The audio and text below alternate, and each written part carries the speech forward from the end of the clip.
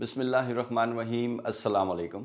4 نومبر 2010 کی صبح 440 مسافر اور 29 عملے کے ارکان سنگاپور کے چانگی ایئرپورٹ سے کنٹاس ایئر لائنز کی پرواز میں سوار ہوئے۔ پرواز کا آغاز لندن سے ہوا تھا اور سنگاپور میں 2 گھنٹے تک ایندھن بھرنے کے لیے رکی تھی، جبکہ اس کی آخری منزل آسٹریلیا میں سڈنی کا شہر تھا۔ سڈنی کا سفر تقریباً 7.5 گھنٹے کا ہوتا تھا، لیکن مسافروں کو معلوم نہیں تھا کہ آج وہ سنگاپور سے بہت زیادہ دور نہیں جا سکیں گے۔ اس پرواز کے لیے استعمال ہونے والا ہوائی جہاز ایئر بس 380 صرف 2 سال پرانا تھا۔ یہ قنٹاس ایئر لائنز کو دیے جانے والے 6 ایئر بس 380 طیاروں میں سب سے پہلا ہوائی جہاز تھا۔ اب تک مسافر بردار ہوائی جہازوں میں یہ سب سے بڑا طیارہ ہے۔ جہاز کے اندر بے شمار کمپیوٹرز، ہزاروں سینسرز کے ساتھ مختلف آلات کے ساتھ جڑے ہوئے ہوتے ہیں، جو پائلٹ کو کاکپٹ کے اندر ہوائی جہاز کی ریئل ٹائم حقیقی وقت کی صورتحال دکھاتے ہیں، اور یہ ایک انتہائی قابل اعتبار اور محفوظ ترین ہوائی جہاز سمجھا جاتا ہے۔ آج اس پرواز کے لیے کاکپٹ میں 5 پائلٹ موجود تھے۔ عام طور پر ایک پرواز میں ایک کپتان اور ایک کو پائلٹ فرسٹ آفیسر ہوتا ہے، مگر آج طویل پرواز کے باعث ایک مزید پائلٹ بھی موجود تھا تاکہ کیپٹن اور فرسٹ آفیسر کو آرام کرنے کے لیے باری باری ریلیو کر سکے، معاون فراہم کر سکے۔ کاکپٹ کے اندر 2 انتہائی تجربہ کار پائلٹس کی پرفارمنس کو جانچنے والے چیک پائلٹس بھی موجود تھے، جو ایک معمول کی تربیتی سرگرمی کے لیے آئے تھے۔ جب کاکپٹ میں اتنے سارے تجربہ کار لوگ موجود ہوں تو یہ ابہام پیدا ہو سکتا ہے کہ اس پرواز کا کپتان کون ہے اور کسی ہنگامی صورتحال میں فیصلہ کون کرے گا۔ اس بات کے پیش نظر کپتان نے پرواز کے آغاز پر ہی یہ واضح کر دیا کہ آج اس پرواز کا کیپٹن میں ہوں، میرے بعد میرا فرسٹ آفیسر اور باقی پرواز کا عملہ درجہ نمبر 3 پر آتا ہے۔ کاکپٹ میں بائیں طرف والی نشست پر کپتان رچرڈز بیٹھے تھے، جو 53 سال کی عمر میں ایئر بس 380 پر 15,000 گھنٹے سے زیادہ کی اڑان کا تجربہ رکھتے تھے۔ ان کے فرسٹ آفیسر، جنہیں بطور کپتان بھی اس ایئر بس 380 ہوائی جہاز کو اڑانے کا 12,000 گھنٹے کا تجربہ تھا، ان کے ساتھ تھے۔ کاکپٹ میں موجود دونوں جانچ کرنے والے چیک پائلٹس عام طور پر پرواز کے عملے کو وقتاً فوقتاً جانچتے ہیں تاکہ پائلٹس کے معیار کو پرکھا جا سکے اور برقرار رکھا جا سکے۔ تقریباً 9:45 بجے صبح یہ ایئر بس 380 سنگاپور سے سڈنی جانے کے لیے پش بیک کیا گیا، یعنی سٹینڈ سے باہر نکلا۔ کپتان نے 9:55 پر ہوائی جہاز کو رن وے پر لائن اپ کیا اور ٹیک آف کرنے کے لیے جدید ترین 4 رولز رائس انجنز کو 100% پاور پر کھول دیا۔ اڑان کے چند منٹوں تک سب کچھ منصوبے کے مطابق اور معمول کی پرواز کے مطابق رہا اور جہاز نے کلائم شروع کی، اوپر چڑھنا شروع کیا۔ اسی دوران رفتار بڑھتے ہوئے 460 کلومیٹر فی گھنٹہ تک پہنچ گئی، تاہم جب ہوائی جہاز 7,000 فٹ کی بلندی سے گزرتا ہوا اوپر چڑھ رہا تھا تو 2 زوردار دھماکوں سے جہاز لرز اٹھا۔ بائیں جانب اندرونی سمت والا انجن نمبر 2 دھماکے سے پھٹ گیا۔ انجن کے پھٹنے سے لوہے کے ٹکڑے بے پناہ رفتار کے ساتھ ہوائی جہاز کے ڈھانچے اور بائیں پر میں جا لگے اور بہت نقصان پہنچایا۔ اس نہایت گرم انجن میں سے ایندھن باہر نکلنے لگا۔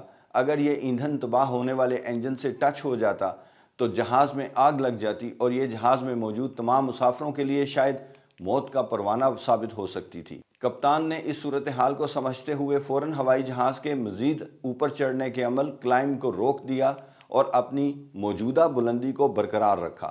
اس وقت تک کاکپٹ میں موجود تمام پائلٹس کو یہ معلوم ہو چکا تھا کہ کچھ بہت غیر معمولی ہوا ہے، لیکن انہیں ابھی تک اندازہ نہیں تھا کہ تباہ ہونے والے انجن نے باقی ہوائی جہاز کو کیا کیا نقصان پہنچایا ہے۔ انجن کے ٹکڑے جہاز کے ڈھانچے میں ایک انتہائی اہم جگہ کو نقصان پہنچا چکے تھے۔ ڈھانچے میں گھسنے والے ان ٹکڑوں نے ہوائی جہاز کے نظام کو قابو کرنے والی تاروں کے بنڈلز کو کاٹ دیا تھا۔ انہی برقی تاروں سے پرواز کنٹرول، برقی طاقت، آگ لگنے سے بچاؤ کا نظام، ہائیڈرولک طاقت وغیرہ کنٹرول کی جاتی تھی، اور مجموعی طور پر 650 تاریں کٹ چکی تھیں۔ اس موقع پر کیپٹن نے باقی پائلٹس کو یقین دلایا کہ جہاز قابو میں ہے۔ جہاز کے کاکپٹ میں موجود کمپیوٹر کا نظام، جس پر وارننگز آنا شروع ہو گئی تھیں، سب کی توجہ کا مرکز بن چکا تھا۔ انہیں فوراً احساس ہوا کہ یہ عام انجن کی خرابی نہیں ہے۔ جہاز میں موجودہ ہزاروں سینسرز جو پیغامات کمپیوٹر تک کاکپٹ میں بھیج رہے تھے، اس سے ظاہر ہوتا تھا کہ کچھ بہت ہی گھمبیر خرابی ہو چکی ہے۔ اگلی نشستوں پر بیٹھے ہوئے مسافر بائیں طرف کے انجن نمبر 2 میں سے نکلتا ہوا ایندھن دیکھ رہے تھے۔ انجن نمبر 2 تباہ ہو چکا تھا اور اس کا ٹربائن ختم ہو چکا تھا۔ اپنے معیاری طریقہ کار یعنی سٹینڈرڈ ایس او پی کے مطابق کیپٹن نے انجن نمبر 2 کو شٹ ڈاؤن کر دیا، بند کر دیا۔ پائلٹ نے سنگاپور ایئر ٹریفک کنٹرول کو اپنی گھمبیر صورتحال سے آگاہ کر دیا۔ کیپٹن نے خود کار آگ بجھانے والا نظام نمبر 2 انجن میں ایکٹیویٹ کرنے کی کوشش کی، فعال کیا، لیکن کاکپٹ میں اس کی کوئی تصدیق موصول نہ ہوئی۔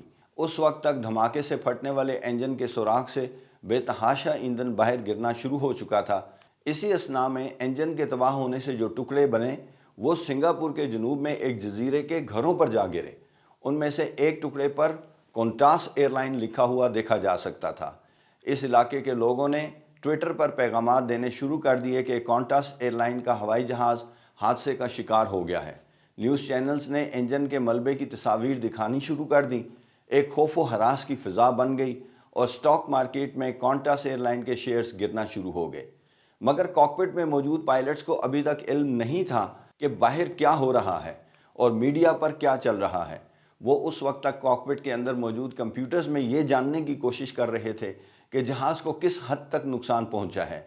پائلٹ نے یہ فیصلہ ابھی تک نہیں کیا تھا کہ وہ اپنا سفر جاری رکھیں گے یا سنگاپور واپس لینڈ کر جائیں گے۔ یہ ایک انتہائی اہم فیصلہ تھا۔ یہ ایسی ہنگامی صورتحال تھی جو پہلے کبھی ایئر بس 380 کے ساتھ پیش نہیں آئی تھی۔ پائلٹس نے اپنی چیک لسٹ کے مطابق کام کرنا شروع کیا۔ جہاز میں موجود خودکار نظام نے یہ تمام وارننگز ایئر لائن کے ہیڈ کوارٹرز کو آسٹریلیا میں بھیجنا شروع کر دیں، لیکن ہیڈ کوارٹرز میں موجود کوئی شخص اس پرواز کے ساتھ کیپٹن کے ساتھ رابطہ نہ کر سکا، کیونکہ تباہ ہونے والے انجن کے ٹکڑوں نے ہوائی جہاز کے سیٹلائٹ کے ذریعے بات چیت کرنے کے نظام کو بھی تباہ کر دیا تھا۔ کاکپٹ کے اندر کمپیوٹر پر ملنے والی وارننگز کو سنبھالنے کا بے تحاشا کام کا بوجھ پیدا ہو چکا تھا اور ان سب کو سنبھالنا ممکن نہ تھا۔ چنانچہ پائلٹ نے پہلے صرف ان وارننگز پر توجہ دینی شروع کی جو اہم تھیں۔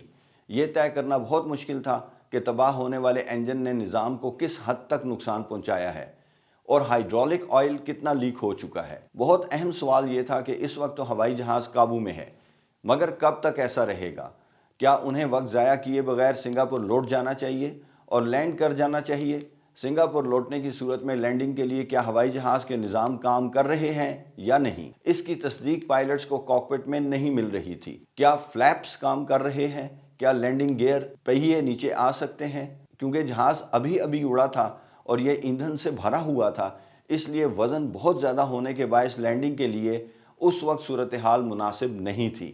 کیپٹن نے سنگاپور ایئر ٹریفک کنٹرول کو درخواست کی کہ انہیں 30 منٹ کے لیے ہولڈ کروایا جائے، یعنی ہوا میں چکر کاٹنے کی اجازت دی جائے اور ہوائی اڈے کے نزدیک رکھا جائے، تاکہ اگر مزید انجن ناکام ہو جائیں تو جہاز کو گلائیڈ کرتے ہوئے ہوائی اڈے پر اتارنے کی کوشش کی جا سکے۔ سنگاپور ایئر ٹریفک کنٹرول نے پائلٹس کو بتایا کہ انڈونیشیا کے جزیرے پر رہنے والوں کو اس جہاز کے ٹکڑے ملے ہیں جو ان کے گھروں کی چھتوں پر گرے تھے۔ یہ پہلا موقع تھا کہ پائلٹس کو باہر کی صورتحال کا پتہ چلا۔ یہ خبر ان کے لیے انتہائی حیران کن تھی۔ کیپٹن نے کیبن کرو کو ہدایات کی کہ مسافروں کو ممکنہ سمندر میں پانی پر لینڈنگ، ڈچ لینڈنگ کے لیے تیار کیا جائے۔ پائلٹس کو اندازہ تھا کہ وزن زیادہ ہونے کے باعث جہاز کو زیادہ رفتار پر اتارنا پڑے گا، جس کے لیے رن وے کی لمبائی کتنی درکار ہوگی اس کا حساب لگانا پڑے گا۔ لیکن مسئلہ یہ تھا کہ کمپیوٹرز یہ حساب نہیں کر پا رہے تھے کیونکہ مسلسل ان کے اوپر وارننگز آ رہی تھیں۔ پائلٹ نے اس صورتحال میں وارننگز کو ایک ایک کر کے چیک کر کے ڈیلیٹ کیا اور کوشش جاری رکھی، اور آخر کار کمپیوٹر نے انہیں بتا دیا کہ لینڈنگ کی رفتار کتنی ہونی چاہیے اور اس رفتار پر جہاز رن وے کے اختتام سے پہلے رک جائے گا۔ جہاز میں موجود مسافر اس وقت کچھ نہیں کر سکتے تھے سوائے اس کے کہ وہ انتظار کریں کپتان کا ہر فیصلہ درست ثابت ہو اور وہ بحفاظت سنگاپور کے ہوائی اڈے پر لینڈ کر جائیں۔ کیپٹن نے سنگاپور کے ایئر ٹریفک کنٹرول کو بتا دیا کہ لینڈنگ پر انہیں ہنگامی صورتحال سے نمٹنے کے لیے آگ بجھانے کی خدمات درکار ہوں گی۔ لینڈنگ میں جانے سے پہلے کیپٹن نے ہوائی جہاز کے مختلف سسٹمز چیک کیے تو یہ واضح ہو گیا کہ ہوائی جہاز کے سسٹمز بہت سست رد عمل دے رہے ہیں، کنٹرولز سلگش ہیں۔ اس کے پیش نظر کیپٹن نے ایئر ٹریفک کنٹرول سے درخواست کی کہ انہیں 20 میل دور سے ہی ریڈار کی مدد سے رن وے کی سیدھ میں پوزیشن کر دیا جائے تاکہ وہ لینڈ کرنے سے پہلے ہوائی جہاز کو ٹھیک طریقے سے پوزیشن میں رکھنے کا کام آسانی سے کر سکیں۔ لینڈنگ سے پہلے پائلٹ اس بات پر بھی غیر یقینی صورتحال میں تھے کہ تھرسٹ ریورس کھل سکیں گے یا نہیں؟ کیا اس بھاری بھرکم ہوائی جہاز کو رن وے پر روکا جا سکے گا؟ کیونکہ اگر یہ جہاز رن وے سے آگے کچے حصے میں اتر گیا تو جہاز میں موجود مسافروں کے لیے یہ انتہائی خطرناک صورتحال ہوگی۔ لینڈنگ سے پہلے یہ اعصاب شکن وقت تھا جس میں پائلٹ سوچ رہے تھے کہ کیا ان کی لینڈنگ کنفیگریشن اور حساب درست ہے یا نہیں۔ جب جہاز نے ٹچ ڈاؤن کیا تو کیپٹن نے ہوائی جہاز کو روکنے کے لیے فل بریکس دبا دی۔